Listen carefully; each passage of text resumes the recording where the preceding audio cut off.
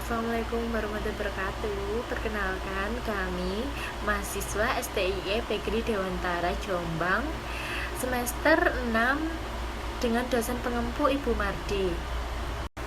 Definisi kompetensi itu sendiri adalah salah satu fungsi penting dalam manajemen sumber daya manusia, karena kompensasi merupakan salah satu aspek yang paling sensitif dalam hubungan kerja. Beberapa kasus kompensasi.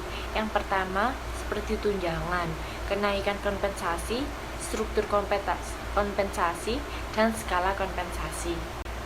Adapun beberapa tujuan dan fungsi kompensasi. Pemberian kompensasi karyawan oleh perusahaan memiliki tujuan tertentu. Di antaranya adalah menghargai prestasi karyawan, menjamin keadilan gaji karyawan, mempertahankan karyawan atau mengurangi turnover karyawan, memperoleh karyawan yang bermutu, pengendalian biaya, dan memenuhi peraturan-peraturan. Kompensasi merupakan fungsi yang cukup penting dalam memperlancar jalannya roda perusahaan. Adapun beberapa fungsi kompensasi. Yang pertama, mendorong stabilitas perusahaan dan pertumbuhan ekonomi. Sistem pemberian kompensasi yang baik dapat membantu stabilitas perusahaan dan secara tidak langsung juga dapat mendorong stabilitas dalam pertumbuhan ekonomi. Untuk memenuhi tujuan dan fungsi di atas, pemberian kompensasi perlu diikuti tahapan-tahapan manajemen kompensasi, yaitu melakukan survei dan menentukan keadilan eksternal yang didasarkan pada pemberian gaji di pasar kerja.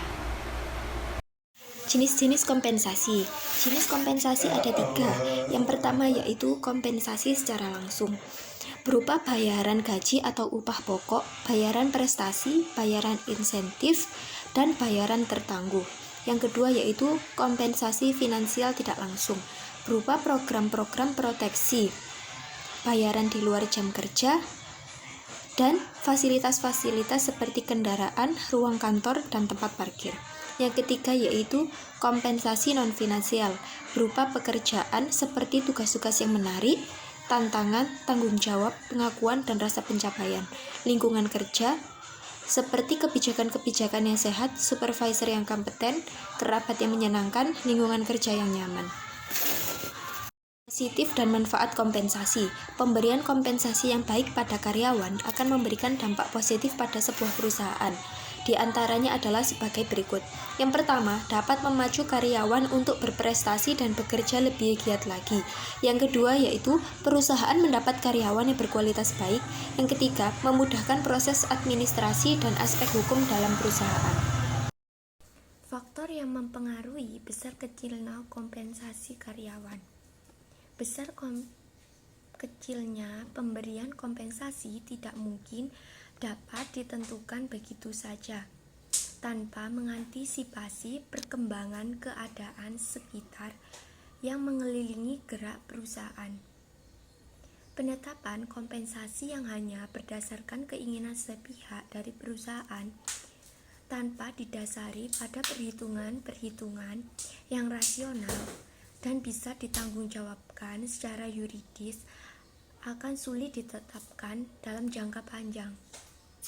Karena itu, beranggapan bahwa besar kecilnya kompensasi akan selalu dipengaruhi oleh beberapa faktor. Di antaranya, yang pertama dijelaskan ada penawaran dan permintaan tenaga kerja. Yang kedua, ada serikat buruh atau organisasi karyawan. Yang ketiga, ada produktivitas kerja karyawan. Dan yang terakhir, ada kemampuan dan kesediaan perusahaan. Sekian dari kelompok kami, kurang lebihnya mohon maaf. Wassalamualaikum warahmatullahi wabarakatuh.